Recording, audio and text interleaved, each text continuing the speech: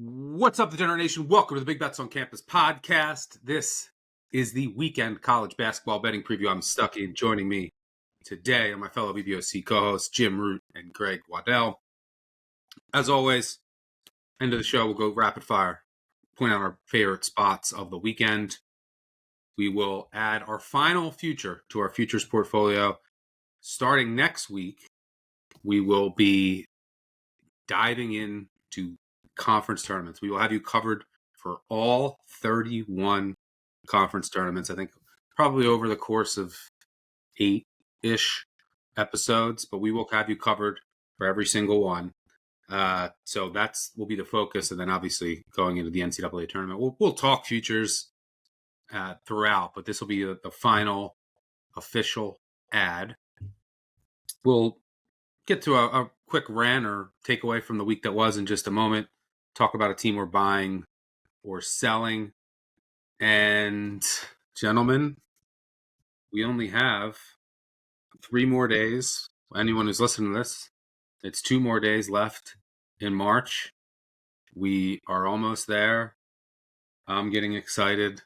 I know you guys are getting excited. Jim, I'll go to you for the week that was. What's on your mind? Outside of Houston blowing it at home against Arizona, which was frustrating for both futures and in-game betting purposes, I've got a bone to pick with. I feel like there are people that are not college basketball fans that are parachuting in and are like, what kind of sport is going to keep Miami of Ohio out of the tournament if they go 31-0? And I just need to tell them, they're probably not listening to this podcast, but that's not happening. Like, there's no way they don't get an at-large if they go 31-0 in the regular season. They could lose in the quarterfinals of the MAC tournament by 20, and they would still make it. Their WAB would still be, their wins above bubble, would still be plenty good enough to make it. It's way good enough to make it right now. They've probably got a 2-loss leeway. If they go undefeated, they're in, no question about it. I don't know why that's popping up. It's driving me nuts. So, like, the people that are propagating that, just slap them. That's what I'm encouraging. People are like, so they're pre-mad. It's like, yes.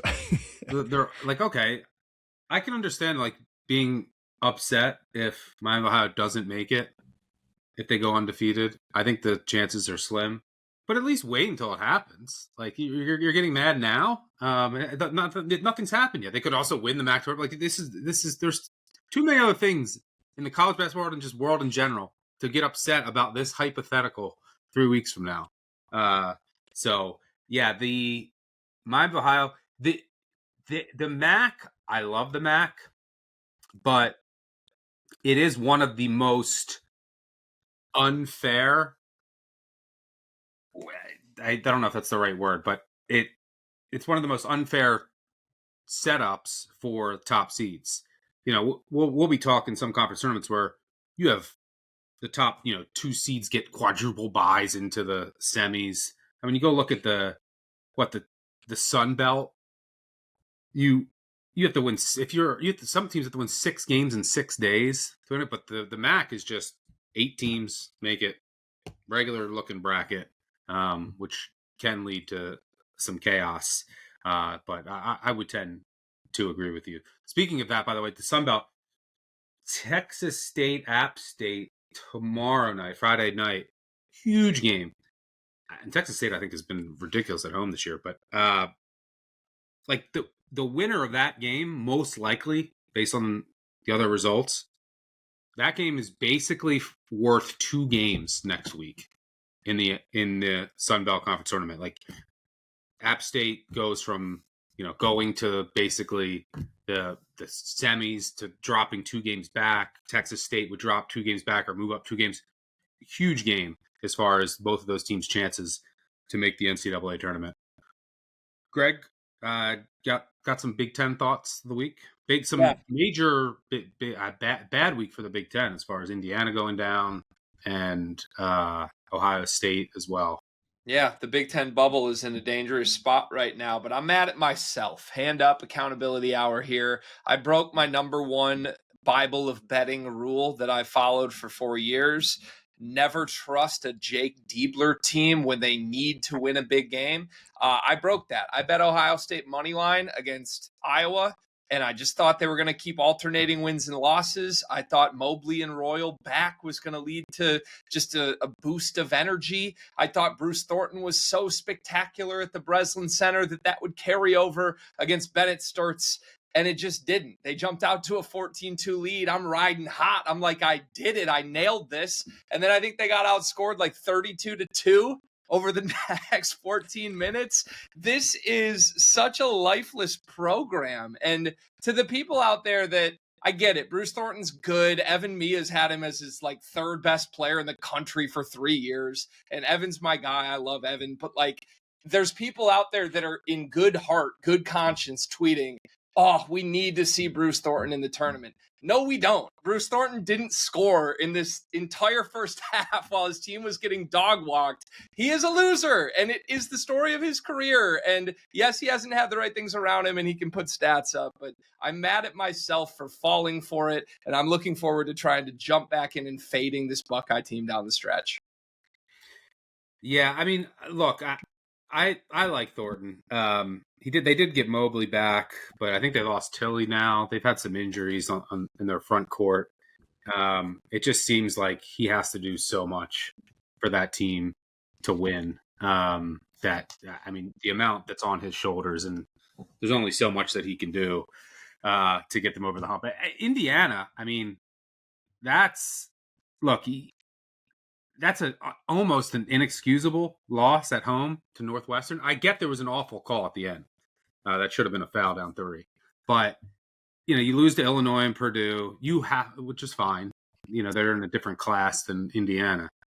Both were on the road as well. But you have to then get the job done at home. Now, I mean, this game against Michigan State on Sunday becomes massive for the Hoosiers. I will look at Indiana. They're a different team at home.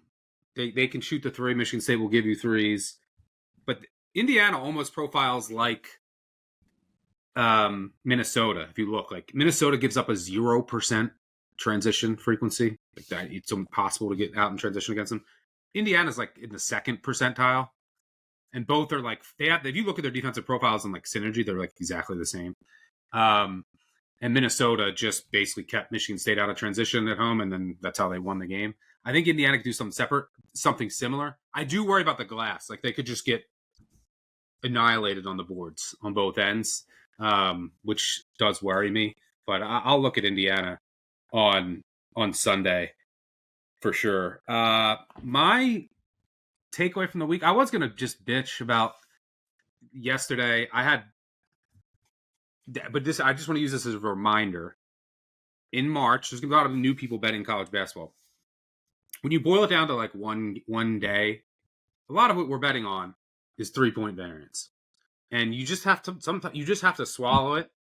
Also appreciate when it goes your way, but like on a 1-day sample, that's basically what we're betting on. I mean, yesterday I had, who did I fade? I faded Georgia, Florida, and Morgan State, who shot these teams are like 240th, 330th, 290th in the country in 3-point percentage. They shot 78% from 3 in the second half of their 3 games. Morgan State was 12 of 20 from 3.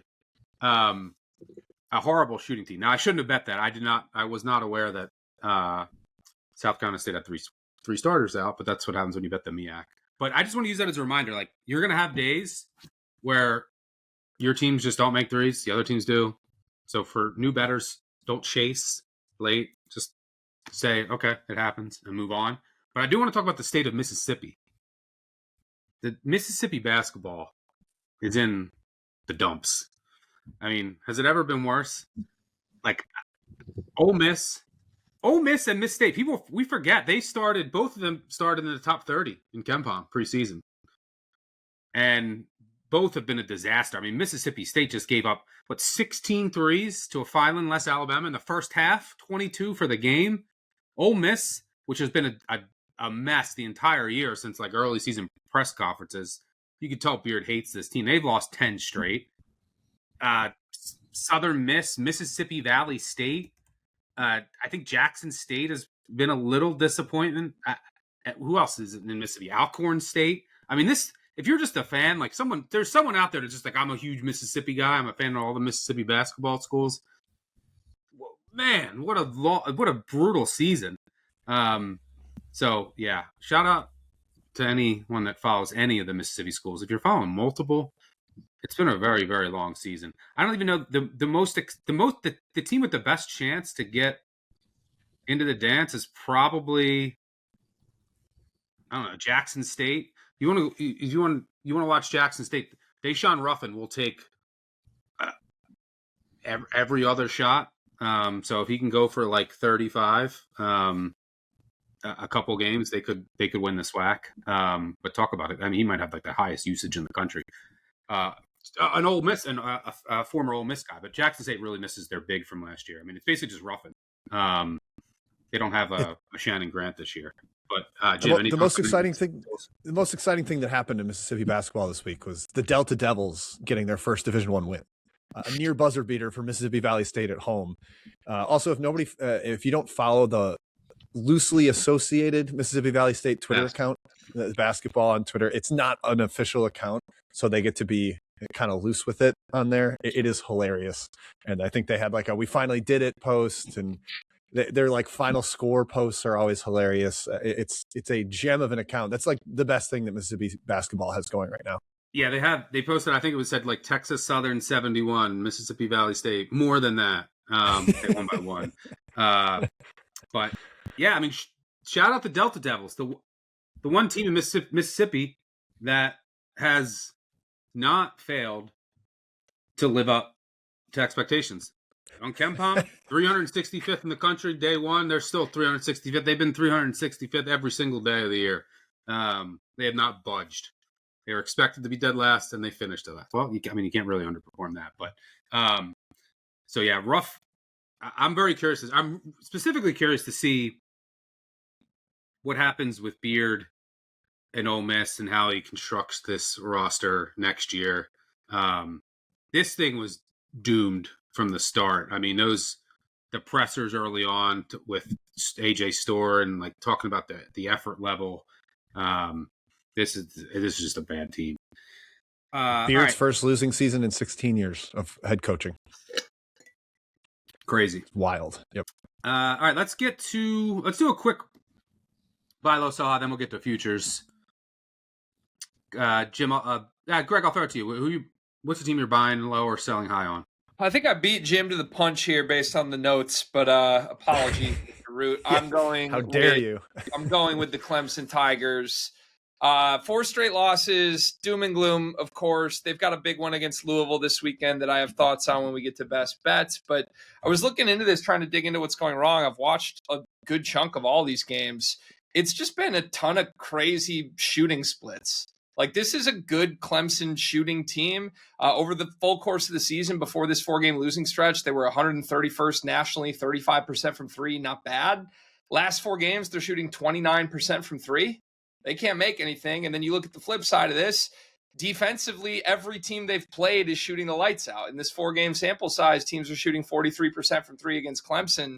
Go back to that Virginia Tech game where they lost at home. They shot 52% from three, hit 11 threes. It's like every non-Duke team they've played in 2 weeks just cannot miss. And that's not normal because the rest of the season, they're 12th nationally in three-point percentage defense. And I get that percentage three-point shooting defense is obviously a hit or miss thing, but they kind of have a Michigan State element to them where you go back through the last 7 years of Brownell, they kind of profile the same. They have a good three-point percentage defense, even though they give up a decent amount of volume. I just think they're due for some positive regression on both ends here. I think this is a legitimately good team in Tier 2 of the ACC that has had some pretty horrible ball going through the hoop luck in the last 2 weeks, and it's a great buy low opportunity for them to get right, quite frankly, against a Pat Kelsey program that doesn't ever pick up quad 1 wins. Yeah, the Clemson, during their 4-game win streaks, running at a negative 13.5% three-point delta. Like, as you mentioned, shooting 29%, opponents are shooting 43%. I think that has a lot to do with the story. Full week off here, too, after that losing streak, to kind of regroup, prep for this game against Louisville, who had a midweek game against North Carolina. A really poor effort, and that's the story. Like, I'm going to kind of pile on here. I mean, the team I'm selling is Louisville. And maybe, I mean, I think I'm going to bet Clemson this weekend. And you mentioned Louisville's 1-11 in Quad 1A games under Kelsey. They're, let's see, they're minus 143 in point differential in those games, minus 12. They're losing by 12 points per game on average. Their defense does not travel, and they're not getting enough in the interior. Michael Brown is electric. They can't, I mean, look, they're a high variance team, so, they could play with anyone on any given night, but away from home, that defense, the interior, it's just not good enough. And we talk about this month, we talk about the Clemson 3-point differential. Louisville's 3-2 over the past 5 games. They're shooting 45% from 3. Teams are shooting 25% against them. They're running at a plus 20%, nearly plus 20% delta on the 3-point line, and they're only 3-2. I just, from an upside perspective, I don't think that they have the defense and the chops inside away from home to make a deep run here, even though I was thinking like this is an intriguing team because of the variance, because of the 3-point shooting. I'm kind of off on Louisville. Jim, any thoughts there? Yeah, I mean, as Greg mentioned, I did like all the Clemson research, had basically the same numbers as him. And I went into the notes and he already had Clemson waiting there. I was like, damn it, I got to go back and do a little more work. But totally agree. They're a buy low. And Louisville, you mentioned the shooting splits. They also just look like a dead fish sometimes in big games. Like, yes, they got everything to go in the big game where they beat NC State by 40. But in most games, I feel like they're just trying to manufacture a tough 3-point look. They don't get quality looks the way somebody like Alabama does. It can be a labor for them to get a 3 up. Not as many transition threes as you hope. And like you mentioned, they don't have much threat of any of their guards driving to the rim. Mikel Brown will occasionally get like a highlight reel dunk, but he's not a get all the way to the rim guy. Conwell certainly isn't. McNeely won't even look at the rim unless he's firing a 3. So yeah, I'm definitely in on fading them as well. And then my sell high is Eastern Washington. Kind of the theme of the pod here is recent shooting splits. They've covered 7 straight games, so obviously this seems like a pretty high point for them, and it's pretty well driven by shooting as well. In that 7-game stretch, they're shooting 41.7% from 3, 13th best nationally, and opponents are shooting sub 27%, number 8 nationally for their defense. They're basically even on the glass over that time. They have a negative turnover margin, so their shot volume isn't very good. And they're still somehow covering game after game after game. It's pretty much all 3-point shooting. And they play tonight as we record on Thursday night against Northern Colorado. So like I think that might be the start of the fade train, even though they've got revenge on the mind since they lost to Northern Colorado already. But their last 2 games of the year, Northern Arizona and Idaho, I will be on the opponent for sure. Yeah, 2 of the hottest. They played tonight, so when you're listening to this, you'll already know the results. 2 of the hottest teams in the Big Sky. A really important game. I want to bet Northern Colorado to win Starch Madness. This is a team that I thought coming into the season was one of the favorites, and they started off so bad. I mean, they were just losing a ton of close games. They're red hot now. I love Quinn Danker, Brock Wisney. They have a great 2-man game. But important game tonight because the loser of that game is in danger of losing a bye based on how the standings will shake out. Winner will be in much better shape, especially Northern Colorado because but they'll have the tiebreaker over Eastern Washington if they win. But yeah, Eastern Washington definitely running very well from 3 of late. All right, let's go to our futures portfolio. Let me pull up. This is going to be our final future. All right, so far we have Jim. Well, I'll just list them. St. Louis Final Four, 80-1, got a good number there. Purdue Final Four, 6-1. It's okay. We beat it. I think it's like plus 550 consensus now. Virginia Final Four, 20-1, good number there. Illinois National Champion, 15-1, good number there. And then SEC National Title winner, 11-1. Greg, do you have anything to say to Jim? Jim misses the past 2 episodes, and both of his picks get nominated. You're definitely a big underdog today to get picked with Jim back in the mix. They're saying I'm 4-1 today, Stuck. I don't know what we do with that, but what's your paper tiger factor? Playing against Matt and Kai. Speaking of, I mean, yeah, Matt. What was Matt's was Michigan to win the Big Ten, like minus 700. Yeah. So just an auto no from both of us. Jim does have a favorite to win a conference. Who do you like here, Jim? I like UConn to win the Big East, minus 120. I know that isn't overly appealing, but you don't have to tie your money up for very long. It's basically like a little over a week. So that helps. They've only got 2 games left, and St. John's, who they're tied with, has 3 games left. They split the head-to-head. So a lot of it could come down to the tiebreak. And interestingly, a lot of it could come down to Providence versus Creighton. Providence, yeah. If Providence wins at Creighton, that's huge for UConn. They would pretty much be in good shape for the tiebreak. You've also got a chance Creighton loses at Butler. So that helps. But also, you've got a much tougher schedule for St. John's. They've got to play Villanova. They've got to play Georgetown, whatever. But then they got to go to Seton Hall on the final night of the season. And you know that's going to be John Fanta on the call at his alma mater at the Rock Friday night. Pirate fans are going to be toasty. They're going to be having a nice day already. So you've got that out. I think UConn takes care of business versus Seton Hall at Marquette. Not a bad 2-game schedule. And just looking at the numbers, CBB Analytics projects it at 67.8% that UConn gets the 1 seed. That's like minus 210 true price. So minus 120 implies only a 55% chance south of that. So I think it's much higher than what this price indicates. And because it's a short-term thing, I'm willing to lay it with the favorite. I really like that price. Yeah, a couple weeks ago, I told you guys I like St. John's like plus 350 to win the Big East. Was hoping that, UConn, there's obviously a chance that they swept. They did not. St. John's missed, their finals? What did they miss their final? Like 24 straight shots. Unbelievable. They made 5, I think they made 5 twos all game or something. 6 twos. Stunning. I was hoping that they either, they could have swept or that UConn tripped up at Nova. But yeah, I'm playing back on this. I like this price because, as you said, harder schedule. Like Connecticut, UConn hosts Seton Hall. St. John's has to go to Seton Hall. They have 2 games left.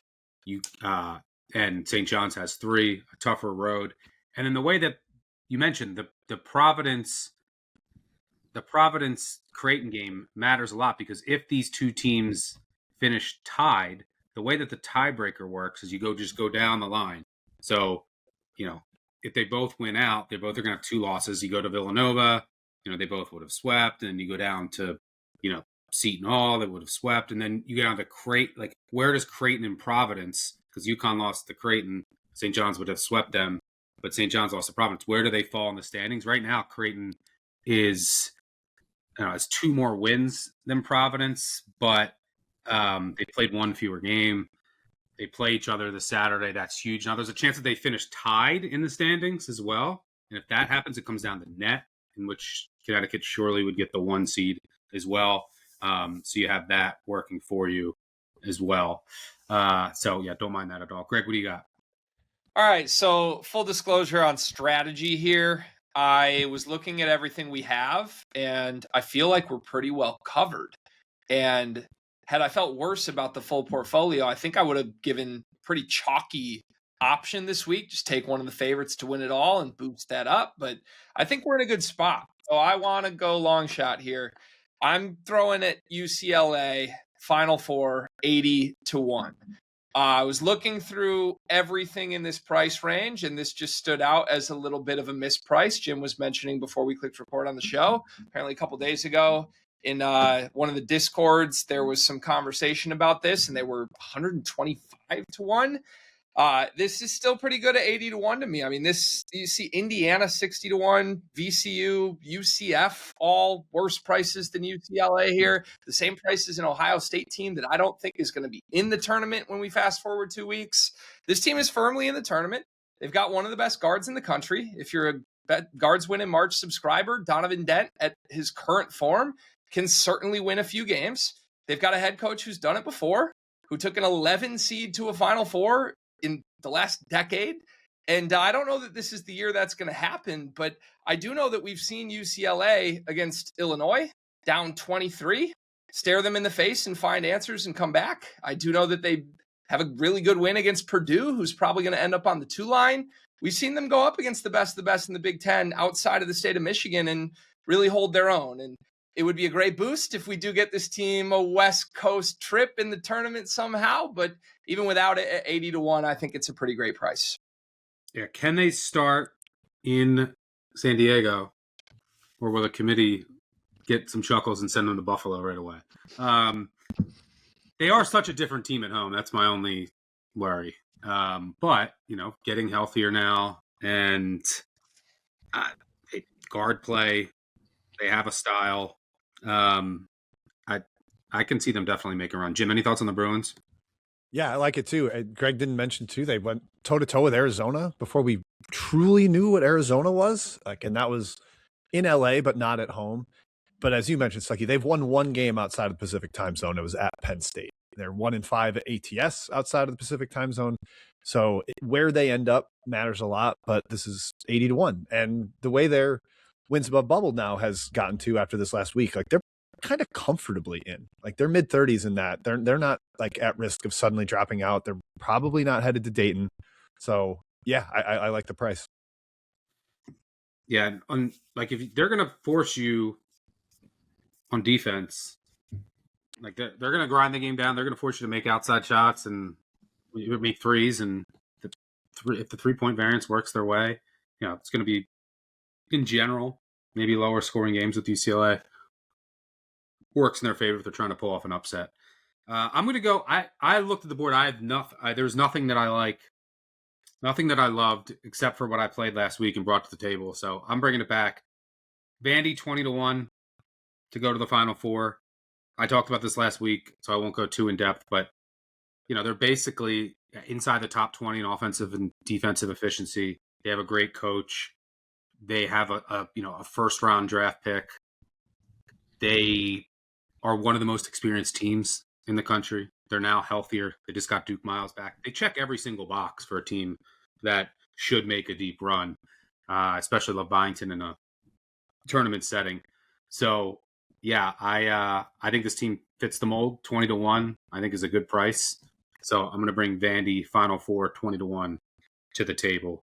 So we got one for UConn to win the Big East, 2 UCLA Final Four, and 3 Vandy Final Four. 3, 2, 1.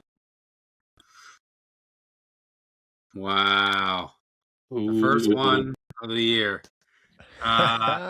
Let's go. So for those listening, I voted for Jim. Jim voted for Greg, and Greg voted for Jim. So normally I would split the tie. Jim, your vote means the world to me. I just want you to know that. That's all right. Producer says, because I brought Vandy twice in a row, he's voting with me. Just basically trying to get on my good side. So we'll go with Vandy. But I like both your guys' looks. So if you're looking to add some more, I think both of those are good bets. Jim, do you have any thoughts on Vandy since you weren't here last week? Yeah, if they've kind of got the interior defense figured out. I mean, it's not catastrophic. They've had a couple games where it was really, really bad, but they've straightened it out. In league play, they're only 5th in 2-point percentage defense. That's really good. It's been a weird SEC where it's the second most efficient conference in the entire country, and it's not that physical this year. And I'm wondering how those teams are going to look in the tournament when they get outside of that setting. But Vandy looked awesome in the non-conference. Their ball pressure sent St. Mary's to hell. So I think it could be fun, especially with Miles back. You've got a little bit more depth in the backcourt. Yeah. My concern, as far as if they what one they run into is, they lost to Florida. I mean, obviously they torched Florida, but they couldn't stop Florida. Florida's the one team with an elite front court in the SEC, a super elite front court. So if they run into one of those, because you don't really face a ton in the SEC, is that where their interior defense gets exposed? But they can get to the Final Four without having to worry about that. And if they get hot from 3, force enough turnovers, they can cause anyone some issues. All right, so that's our final future in our futures portfolio. It is Vandy Final Four, St. Louis Final Four, Purdue Final Four, Virginia Final Four, Illinois Natty, SEC Natty. Let's get 2, but let's definitely at least get 1. All right. Before we get out of here, before we get to our weekend looks, here's your weekly reminder to sign up for Action Pro. Pro users get real-time, immediate notifications when any of our action experts track a pick, whether that's Chris Raybon, Sean Kerner, myself, or any of our experts. You want to get that notification before lines start to move, especially important once our main prop guys start posting props in the tournament. Shout out Nick Giffen and Sean Kerner. Those will move right away, and they do a tremendous job. And right now, you can get $20 off a year of Action Pro with promo code POD20. Just go to actionnetwork.com/pro to get started. Again, that's actionnetwork.com/pro. Promo code POD20 for $20 off an annual subscription. Again, actionnetwork.com/pro. All right, let's get to the weekend. Before we dive in, gentlemen, Greg, you do have a look on this. Illinois, Michigan, one of the games of the weekend on Friday night. You are looking at the total. I am. I'm expecting points, and this might be a little heartstrings because I'll be in the building for this. There's a non-zero chance I'm getting dinner with Merez Johnson Sr. before this game. That's another story. But I don't think either of these teams can guard each other. I think back to last season when Brad Underwood had Dusty May's defense in hell and hung 61 points on Michigan in the second half alone. They scored, I think, on 15 straight possessions down the stretch of that game. And I think this offense is even better. I think it's the best I've ever seen from a Brad Underwood team. It's the best Ken Pom has ever seen in 25 years. I don't know what Mara does in this game. I know that Dusty May has mixed up coverages. I don't know that any of them will help him on the perimeter against Illinois' 5-out, find the mismatch system. And I worry about Merez, honestly, with such a big moment in front of a ferocious crowd. But I think Michigan will be able to score as well. I think you've seen this Illinois defense sort of melt down against much worse offenses than Illinois or than Michigan. Yaxel Lenneborg is a problem for their wings. I think putting the Ivisiches in ball screens repeatedly is probably a good formula. So, yeah, Ken Pom has this at 161. It opened at 156.5. I jumped on it immediately. I just think this is going to be a highly entertaining, high-scoring game. I think I'm going to be on Illinois. What are they? Small home dog? They catch a 1.5. I think they're close. 1 point favorite, 1.5 point favorites. Could be wrong, but Michigan's pick and roll defense is vulnerable. Wilder could take advantage, and then they have the bigs pick and pop. The bigs that shoot. We saw Wisconsin take advantage there. You can actually get on the offensive glass against Michigan too a bit because of their aggressiveness. Illinois, one of the best offensive rebounding teams in the country. Their offense is electric at home, and look, Michigan has been great, and if you look since they started making threes, and they've been running at a plus 10% delta in that department for about a month, and outside of Duke, they've been dominant. But if you look over the past 2 months, these are 2 top 5 teams. The difference is Illinois has been extremely unlucky. They've lost 4 games over the past 3 months. They're 1 at the buzzer to Nebraska and 3 in overtime that all basically required buzzer beaters. So, yeah, I think there's some paths here for Illinois to score. I mean, Michigan's going to score. I don't disagree with you. Because the Illinois defense does have issues, and they have issues in transition as well, which does scare me a bit. But at home, I think the Atlanta might get it done in the close one. Jim, do you have any thoughts on that game, one way or the other? Yeah, I definitely agree with points. I mean, Wagler, if you switch a big on him, his eyes just light up. And I don't know if Michigan's going to try to play deep drop, but I think he'd be quite all right with that too. But if he gets Johnson or Mara in a switch, I think he's just going to have a great time with that. Half a little step back and score there. And then Michigan's onslaught inside. Illinois is big, but they're not necessarily the most physical all the time. So I think Michigan can kind of get to them there. I like the points, the over, meaning that. But side, I'm torn. I think the Illinois side makes sense, but I won't be betting it. All right. I'll kick things off. I think I'm going to be on Iowa State here. I don't know what number we're going to get, but Iowa State at home against Texas Tech.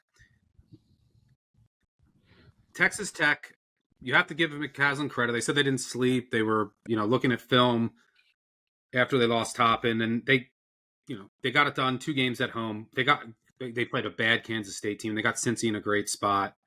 and they've hit 45% of their threes over those 2 games. I do not think this team is going to continue to shoot 40 to 45% from 3. They've done it for most of the year. They've done it in the 2 games since Toppin, but look at the competition. I don't think that they're going to be able to keep that up, because how many wide open shots do they get because of the attention that Toppin draws? It's going to be so much easier to defend them. I think this is the game where they're going to miss him immensely, and his passing ability to find those open shooters against Iowa State. Additionally, Iowa State, it's one of the things they struggle with in league play is they'll turn it over a bunch. Texas Tech forces no turnovers whatsoever. And this Iowa State team at home is just a different animal on offense. So I think this is really, really where they miss Top, and I think Iowa State blows the doors off Tech. I would love to get – do you think we could get single digits? I'm going to guess no. I wanted to say like the Cincinnati game was 11 at Ken Pom and 6.5 in the market. So that kind of implying Toppin worth 4.5 points. And this game might be even worth more. I think against it's worth a team like 6, like 7, yeah. More, so especially in this matchup. Yeah, 7 at Ken Pom. I'd be pretty surprised. The other note is just Anderson had 6 turnovers against Cincinnati. He's going to have the ball in his hands all the time. Lipsy and Toure are like maybe the 2 best ball pressure combos in the country. So yeah, worried about it. Yeah, and this Tech team, they haven't been they've been vulnerable to teams that can pressure you on the road at times. So we saw that the Arizona State, the turnover issues were massive against a team that will pressure you.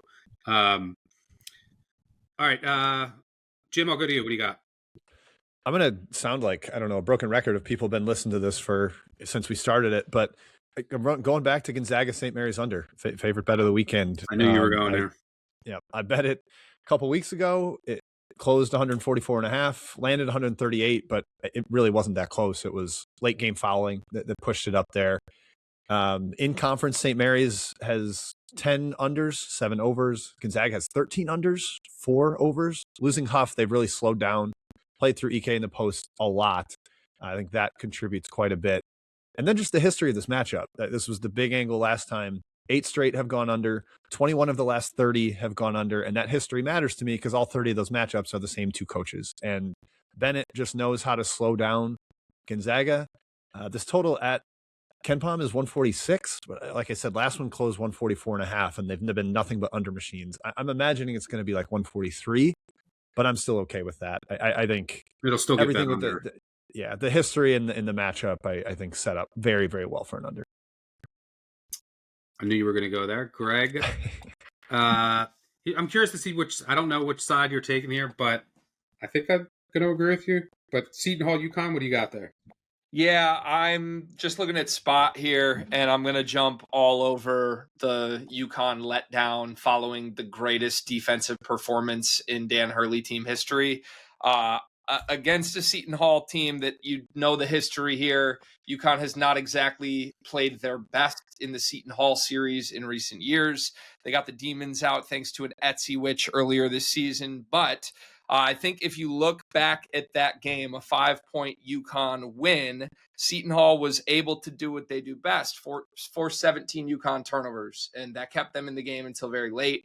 I think that holds true in this matchup. I don't know exactly what the number will be, but this is a Seton Hall team that absolutely would love to just stamp their resume with a UConn victory. It's a huge spot, of course. Ken Pom has it at 13, but if it's anything around 12 or above, I'm going to be all over Seton Hall here. Yeah, I agree. I think this is like the best spot on Saturday, or one of them. Seton Hall week off. Connecticut off 2 mega efforts, one midweek against St. John's. And I mean, this game's how many possessions are going to be in this game? 2 teams that want to grind it down. Connecticut's press offense has not been great this year. Now against St. John's, you can't press if you shoot 6 of 58 and miss your last 24 shots. You can't set up any pressure. Now that could happen to Seton Hall as well. Their offense is ungodly bad. Can Seton Hall make 4 threes? I think if they can make 4 threes, they'll cover this game. But they just, I mean, I laughed. They won a game last week. They shot 0 of 18 from 3. The first time these teams was, I think they went 1 of 17. I mean, this team cannot shoot. Against, let's see, they've been better. They've been better on the road, shooting on the road for what it's worth. But yeah, if they can just shoot 30% from 3, make a couple threes, set up your pressure, force some turnovers. Connecticut has a couple guys that will miss some free throws, which is massive in a game with low possession. Like Reed will miss a bunch of free throws, and then, in a game with such a low possession total, I think Seton Hall can get enough offensive rebounds, get to the line a couple times, and then just keep this close. It's also just, like we mentioned, a sleepy spot for a Connecticut team that I think is bored at times in the Big East, and we've seen that at home, and we've seen Hurley call out the crowd, right? The crowds haven't been great for some of these other games. This is a noon tip, and like, how much energy is going to be in this building? There's probably not going to be a lot of juice. And you look back at some of the other home efforts against UConn. I mean, before St. John's, which is obviously like mega game for the Big East, the building, the team was juiced, but they lost to Creighton at home before that. They beat Georgetown by 4 at home before that. They barely beat Providence at home. They had to go to overtime against Villanova. DePaul, it wasn't a complete blowout. So, like, they've had these games at home this year in Big East play where they're just kind of sleepy and going through the motions. And this would be a game where that fits the definition. So I agree. I'll be looking to get Seton Hall. Hopefully we can get a good number. Jim, do you agree or disagree there? Yeah, agreed. Just the spot is such a home run. What else are you looking at, Jim? Vandy at Kentucky. I know we talked Vandy in the really two of my bets have a lot to do with the future section that we discussed here. But I'm still selling Kentucky generally. I just don't love the fit. The offense still drives me nuts at times. They don't have a true creator that makes other players better, and they will turn it over. 14th in the SEC in turnover rate. We talked about with Miles back and Tanner on the ball. Vandy can force turnovers, number 1 in the SEC in defensive turnover rate. I don't worry too much about Moreno and Diabate and Garrison punishing Vandy in the paint. There's just not that many physical front courts in this league. The first game was a total slaughter, and maybe that gives me some hesitance. Like, Vandy ran them out of the gym. Maybe there's some flip to that. Vandy a little complacent mentally, but Kentucky could not get near the rim. First percentile in average 2-point attempt distance in KenPom's database. Kentucky turned it over 15 times. I think that happens again. And with Miles healthier, that's just big for Vandy. So I like Vandy on the road there. It's -1 at KenPom. I'm thinking it'll be right around there. Yeah, not a great matchup for my Cats. Speaking of revenge, I think I may look at Utah State over Grand Canyon. They lost earlier this year, but they're coming off 2 losses, a blowout loss to San Diego State. I think you get a fully focused effort here at home, and I don't think Grand Canyon can keep up. And maybe some little hidden edge this time of the year. We know that Calhoun cares about the net, and he will not take his foot off the gas late. So, the chances of a potential backdoor, if it's like a 12-point game. That happened in Memphis. It was like a 14-point game. They were laying 15. They went on like a 10-1 run at the end. So I'll be looking at Utah State. Another one, depending on how the Ivy plays out, I might look at Penn against Harvard on Saturday. If you look at Harvard on the road in Ivy play has been, they're 5-0, but they're shooting 38% from 3. Teams are shooting 22% from 3. Meanwhile, Penn is shooting only 30% from 3 at home, 45 on the road, but their defense has improved. McCaffrey's made some adjustments there. Harvard could have everything clinched. Penn could need the game. There's some other tiebreakers, but I might be looking at Penn, who's been really good at home. I think they have 1 loss all year at home to Yale, and they've been playing better of late. So I'll be looking at Penn on Saturday as well. Greg, what else you got? I want the other side of that diabolically awful St. John's UConn game as well. I want the Johnnies in a bounce back spot here against a Villanova team that they have seen before this season. Remember, it was a 7-point victory for St. John's at Villanova back in the middle of January. In that game, Caden Lewis had 6 turnovers. I think Caden's been playing great. I'm a huge fan of his. I think it's a pretty tough matchup for him in general with just all the ball pressure, the physicality that St. John's brings to the table, the size and the perimeter.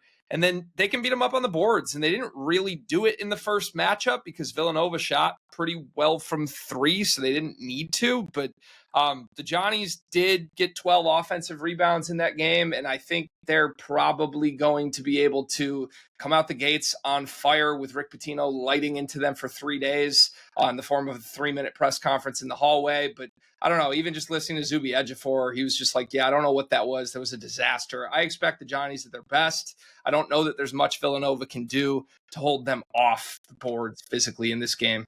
Jim, you want to fade UCLA on the road in another time zone? Yeah, let's do it. I see you've got Minnesota written down there as well. I think it makes sense. They're 1-5 ATS outside of the Pacific time zone, 1-5 straight up. The only win and cover was at Penn State, who is abysmal. And you've also got UCLA coming off 2 huge wins, like the buzzer beater in OT against Illinois and blowing out their crosstown rival USC. The concern is that there's no Crocker Johnson for Minnesota. He's done for the year, right? Yeah, I think that's like the expectation, unfortunately. And one of Minnesota's huge advantages is taking you out of transition offense. Like that's how they stuck with Michigan for so long. And I don't think Mick Cronin really cares about that. He's happy to get into a rock fight in the half court, but the Barn's just a tough place to go when you have like this weird travel to Minnesota, then come back home and host Nebraska coming off 2 wins. Like it's a challenging spot for UCLA, and they've already proven they're bad outside their time zone. So give me the Gophers. Yeah, I wish Crocker Johnson was playing. But what UCLA has really, really struggled to defend cutting action. And that's basically all Minnesota is in the half court. They're elite in that aspect. So I think that they're going to get a lot of like backdoors and open layups here. And then as a result, some wide open looks from 3. But because of the Crocker Johnson injury, because they're so short-handed, Minnesota's basically now a zone defense. If you look over the past 3 games, I can pull it up. I'll put it up here in a sec. But so as a result, that helps in this specific matchup for a couple of reasons.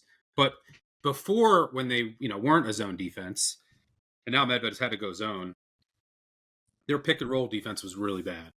And that would have been a problem against UCLA. Very pick and roll heavy offense, obviously, with a very electric lead guard in that aspect. But now, like that, going almost zone is basically, takes away, mitigates a lot of those issues. And it's just going to lead to a lot more spot up threes. And that's not something UCLA loves to do. They're capable, but they're not a great spot up shooting team. They're not. So I think that the reason, because Crocker Johnson is out, it does hurt and hurts their ceiling on the offensive end. But because of that, because he's been out, they've gone zone, which I think works to their advantage in this specific matchup. I mean, looking at Minnesota, here's their last 4 games. Against Washington, 25 possessions in man-day, 30 in zone. And then here's the last 3. 32 zone, 8-man, 46 zone, 9-man. And then their last game against Michigan, 68 zone, 2 possessions in man. And then as a result, if you look at all the possessions they're giving up in pick and roll versus spot up, those have basically flipped from their season long. And I think that'll help in this specific matchup. So, yeah, UCLA on the road. Hopefully Donovan Dent doesn't make he made 4 threes in the first half the other night. I don't think he's made 4 threes in a game in 4 years. But like the spot, and there's some matchup things I don't mind there. Greg, what else you got? We talked about this in the buy low, sell high, but I'm just taking a shot at Clemson against Louisville here. I looked up Louisville's shooting splits, by the way. They shoot it way better at home than they do on the road. I'm sure that's expected, but 38% at home, 33% on the road. I think all the numbers point to Clemson deserving a good shooting break in a game. We know that that's basically all Louisville wants to do. If they just go dry, I think this could be honestly a runaway with a game for Clemson. But I will say this, it's on my card. I never feel good about doing the big 3-point variance game. Like, good luck. Every time I fade Louisville, they just shoot 52%, and I regret it every single second. But I'm going back to the well for it strictly because of the spot. A couple other spots here. Cornell against, who do they got? I think they have Brown on Saturday. I think Brown will be eliminated on Friday night from Ivy Madness, and they just don't have the offense to keep up with Cornell.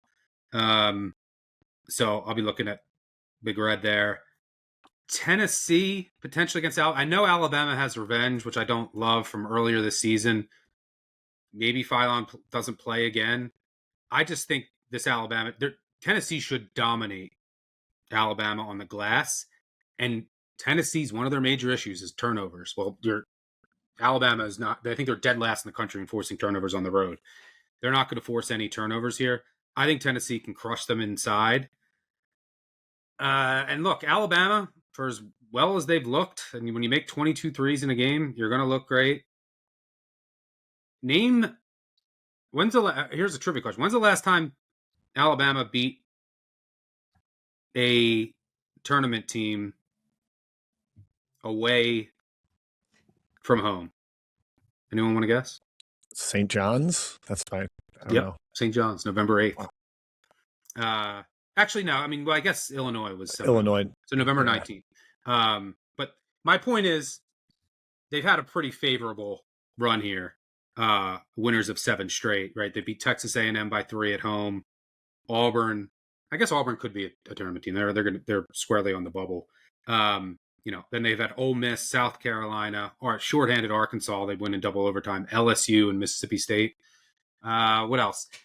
New Haven potentially. There's a chance. Just pay attention to the app. There's a chance. It depends on the number and the situation, but there's a chance Lemoyne doesn't have a deep bench. They don't go deep, and they've had a couple injuries that they've dealt with in recent weeks. But there's a chance Lemoyne's locked into the 4 going into Saturday, depending on what happens tonight. And that means after tonight, they're not going to prep for New Haven on Saturday. They're going to prep for whoever I would imagine. You start prepping for Wednesday. You also might not run some of your guys as hard. Shiloh Jackson and company, you might not play them 40 minutes with the NEC tournament looming, and you might have a seat locked up. And New Haven's not eligible. This is their first year in D1. It's their final home game. I think you get their best effort. What else did I have circled? Montana, potentially against Portland State. They match up pretty well against Portland State. They already beat Portland State earlier this year. There's a chance Portland State has everything wrapped up by then, and they're a team that I think is starting to stumble late in the year. They were very lucky all year, won a ton of close games, had good 3-point variance, but they're starting to wear down. They have no bench at all. They're bottom 10, 15. They basically run like a 6-7 man rotation. And what has happened? Well, look at their Saturdays. Their Saturdays after the Thursday games in the Big Sky schedule, they got blown out by Eastern Washington last Saturday. The Saturday before that, they got blown out by Northern Colorado. The Saturday before that, they beat Sacramento State by 1. So I think that they're starting to wear down. There's no reason to push it here if they have everything locked up. I think Montana matches up pretty well. So I'll be looking at the Grizz. And I think that was it for me. Greg, what else you got? My last one is Florida against Arkansas in the Boogie Fland Bowl here. I just want any great front court against Arkansas as much as possible, whenever possible. I think there's a shock value for SEC teams when they have to play Florida. When you think about all of the contenders in this conference, there's really not any teams that are employing pros in the front court this year. Florida's got 3 of them. it's just different. You don't really know what you're looking at until you see it. And I think you go through Arkansas' schedule this year when they've ran up against those types, most of those games in the non-conference, it hasn't gone well. Give up a bunch of offensive boards. Duke, Houston, Michigan State all got the better of them. So this Florida team's a train. We know that, but I think that's going to be a pretty motivated spot for the Gators, and I expect them to win by double digits. Jim, you got anything else? Couple ones real quick. Yeah, Penn State +9 is the Ken Palm line right now, but Iowa just played really, really well against Ohio State. They have not been great on the road before a big home game. They lost at Minnesota before hosting Illinois, lost at Maryland before hosting Purdue, lost at Wisconsin before hosting Ohio State. That last one's a little dicier of an example, but they've got a little bit of a sandwich here with hosting Michigan coming up. And I think you just get a little bit more of a dead effort from them. They play so slowly. It's a little harder to blow teams out in the conference. Penn State stinks, but they've fought okay at home. Lost to Michigan by 2, beat Minnesota, lost to USC by 2. So I think they can hang. And then in the Patriot League, Colgate +8. Colgate kind of needs it for the 2 seed. Navy's won the league for 2 weeks, and they've still been rolling teams, but it's the last game of the year. Could potentially sit a little bit. Colgate almost had them in overtime in the first meeting. I think there's a little bit of pride in the line, plus wanting to get that 2 seed in the Patriot League. You get to host home games. That matters. Then McNeese -7 at New Orleans. Total spot one here for New Orleans. They're off that huge win at Stephen F. Austin that kind of came out of nowhere on Monday. Now they play the most talented team in the league in McNeese, most athletic. I think McNeese gets them, kind of blows them out on the road. Binghamton just pulled off a big comeback. It's Maine keeps their season alive. Only the top 8 in the America East make it. They now are 3-12. They will host Maine on Saturday. I might look at Binghamton there. But that'll do it for us. Thanks to Jim. Actually, no, favorite bet. If the lines are where you think they're going to be, what would you say your favorite bet is as of right now, Jim? Gonzaga, St. Mary's under. Just going to keep riding that train until it goes off the tracks. Yep. Consider me in the bandwagon with Jim for that one, but I'll go Johnny's against Nova. And I'm going to say Iowa State. I think they buried Texas Tech. All right, that'll do it for us. Thanks to Greg and Jim for joining me. Thanks to our producer David on the back end. Most importantly, thanks to all of you for tuning in. Conference tournament previews start next week. The Weave will have their semi-normal Sunday early week episode because they're also going to cover the first 3 conference tournaments. So make sure if you're doing any contests, check out my Twitter if you want to join a contest that I'm running, the GOAT Conference Tournament Pool. It's awesome. Give you action on every single game. It's a good way to just have action all day on everything. But make sure you check that out. And then starting like Tuesday, Wednesday, we'll be rolling them out a day or 2 at least before the next wave starts. And we'll have you covered for every single one. And then obviously throughout the NCAA tournament, live shows Saturday, 10:30 a.m. Eastern as always. Check out everything that Greg is doing on Twitter with Sleepers and his stuff. Jim with 3-Man Weave and his stuff. All do a tremendous job. Thanks again for tuning in. Let's have a march. Catch y'all later. Cheers.